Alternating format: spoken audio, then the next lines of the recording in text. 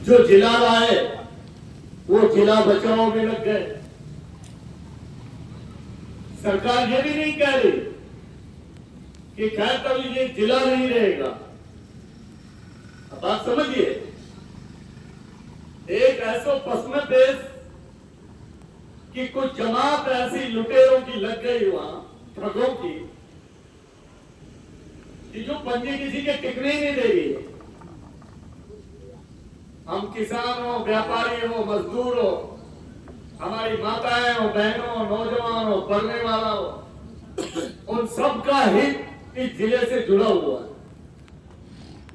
और जब सबका हित इस जिले से जुड़ा हुआ है, इस मुख्यालय से जुड़ा हुआ है, तो केवल इस संघर्ष समिति का काम नहीं है लड़ना। लड़ना हम सबका काम है। शुरुआत में हम किसानों ने भी ज्ञापन दिया और ज्ञापन में एक ही बात कही हमने, मुख्यालय यही रहना चाहिए कि हमारी नाक है। खैरतल का नाम वैसे ही एशिया में नंबर 1 पे भाई, ये मंडी को लेकर के कितनी सुंदर मंडी है, बड़ी मंडी है, ए श्रेणी की मंडी है। खैरतल का नाम राजा भर्तृहरि के नाम से रखना, और रखने को तो भाई नरेंद्र मोदी का नाम रख देंगे, तो इनका कोई पता नहीं है, इनकी कोई सोच समझ जो है कुछ भी नहीं है। इन्होंने सिवाय वोट, इनको वोट नजर आते, वोट कैसे बने, किस भावनाओं को हम कैश करें। कोई विरोध नहीं करेगा, राजा भर्तृहरि के नाम का कोई विरोध नहीं करे। कौन विरोध करेगा? राम यादव, कौन विरोध करेगा?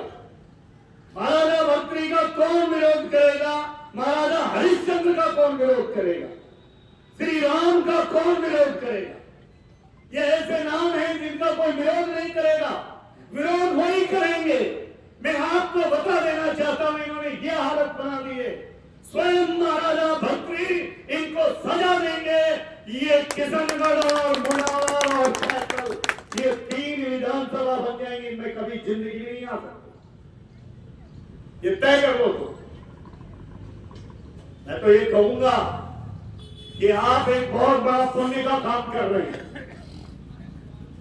नहीं तो मुझे ये बताओ, जब एक घर बनता है उसमें 10 प्राणी रहते हैं, उन 10 का वो घर होता है, केवल मुखिया का नहीं होता। ये केवल दीपचंद जी का जिला नहीं है। इस खैरतल में कितने गांव होंगे, कितने घर होंगे खुद खैरतल में? मेरे ख्याल में 8-10 हजार घर तो होंगे, ज्यादा। केवल एक घर से एक आदमी, केवल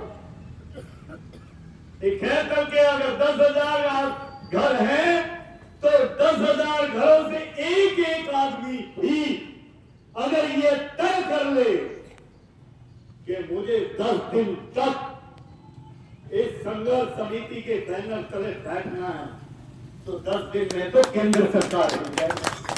केंद्र सरकार 10,000 लोगों को ये 2-2 लाख लोग बना करके प्रस्तुत करते हैं। अगर 10,000 लोग इस खैरतल के लोग घर से एक व्यक्ति निकले, तो 10,000 कम से कम आप मानिए, 10,000 अगर खैरतल की सड़कों पर आ जाए तो दिल्ली हिल जाएगी।